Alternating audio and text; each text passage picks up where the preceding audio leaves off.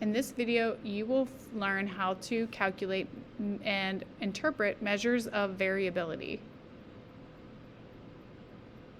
So first, looking at these three dot plots, which movie was the age of viewers most varied?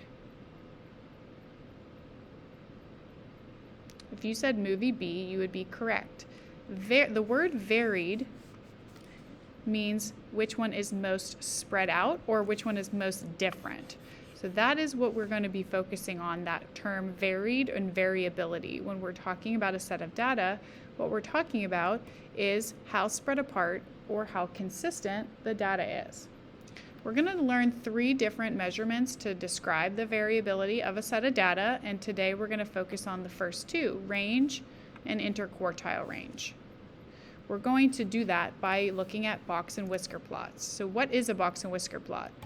It is a graph that summarizes the set of data and shows the spread of that data over a number line.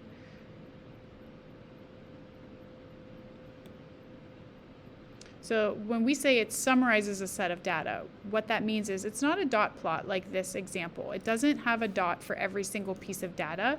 It takes all of that data and it summarizes it into 5 things, and that's the minimum, the maximum, the median, and then the lower and upper quartiles.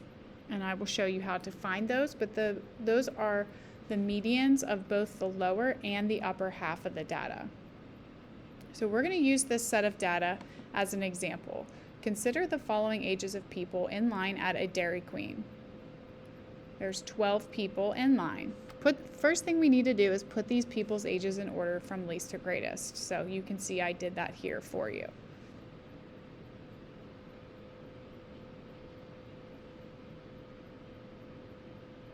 Now we're going to use that to find the minimum, median, and maximum ages of people in line.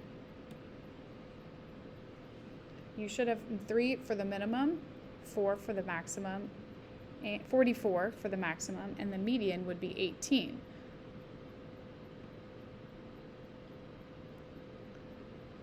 Now, using our ordered list from number 1, we're going to split this data in half, which we already would have done for finding the median. That's how we got our median of 18. And now we're going to split each half in half. So now that I've split it in half, I'm going to find the middle of the lower half, and then I'm also going to find the middle of the upper half. Once I do that, you should see that it is split into 4 equal groups of 3.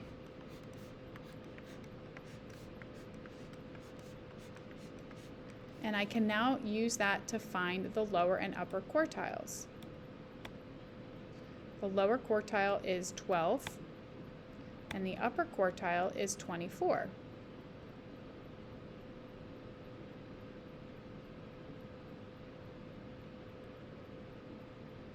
Now we're going to create our box and whisker plot based on our data. Our minimum was 3, our maximum was 44, our median lower quartile is 12, median is 18, and upper quartile is 24.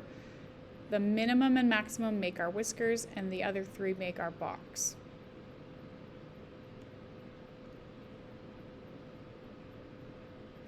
When you split the data into 4 equal parts, there are 3 people in each group, which represents 25% of the total data.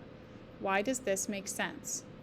Well, anytime you take something and you split it in half, and then you split each half in half, we noticed that we had 4 equal groups of 3 people, because 25% of the 12 total people in line was 3 people per group. When we created our box and whisker plot, though, the data or groups did not appear equal anymore. If we know we split our data into 4 equal groups, why are those groups not evenly spread?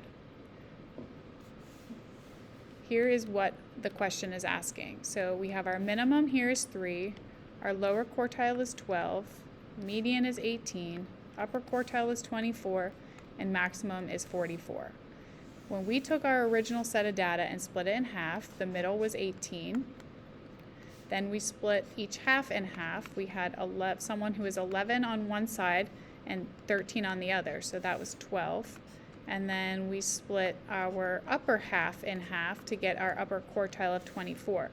But we had 3 people in each section of data. That we know. I don't remember exactly all of the people's ages in the middle there, but it doesn't really matter. We just know that there were 3 people in each group. But how come when we put that into our box of whisker plot, it doesn't appear as 4 equal groups of 3 anymore? This is for a couple reasons. Number one, we've lost this middle data. That's why this is just a summary. We don't actually see every piece of data, but we do know that these people in this, let's say this upper quarter of the data, they're between the ages of 24 and 44, and that's 25% of the people in line. But then down here, there's also 25% of the people in line that are between the ages of 12 and 18. That's also 3 people in line, and that's also a quarter of the total people in line. These 3 people in this group are much closer in age than these 3 people in this group. And that's why our box and whisker plot, when we put it over a number line, does not appear equally spread out like it did when we split it in half and then split it in half again.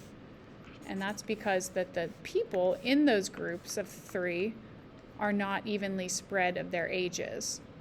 So this upper quarter of the data is much more spread out in age than these other quarters of the data. They're closer in age to each other.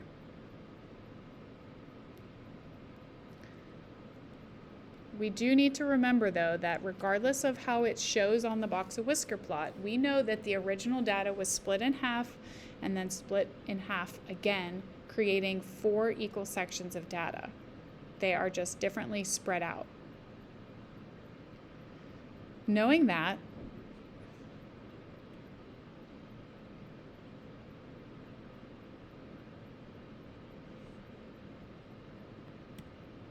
what percent of people in line at Dairy Queen are under the age of 18? That would be 50%. If I go back, here's the age of 18. There are 2 sections below 18, 25 and 25 is 50%. What percent of people in line are between the ages of 24 and 44? That's one large section, one spread out section, so that's only 1/4 of the data, or 25%.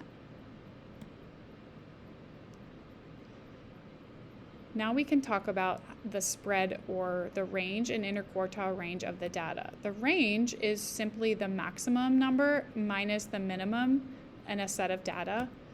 And the interquartile range is the upper quartile minus the lower quartile.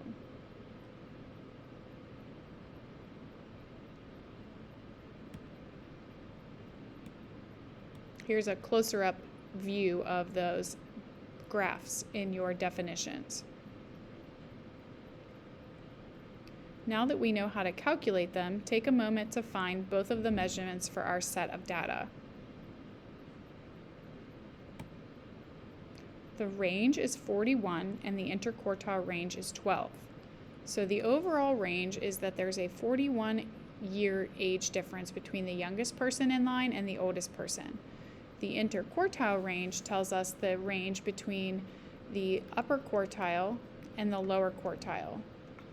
These people are in that middle 50% of the data, with the ends being the 25 and 25. This is the middle 50.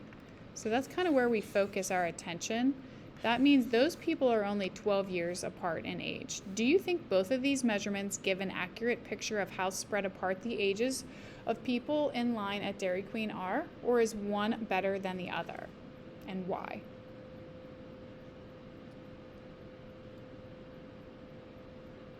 While 41 is the overall age range of the people in line, I do think that the interquartile range is a better picture of where most people in line at Dairy Queen fall in terms of their ages. Most of the people are somewhere between about 10 and 24 years old, which is a much smaller range than 3 to 44. So in this case, if we're just looking at where the majority of people are, The interquartile range would be a better example of that because of the large difference between the minimum and the maximum.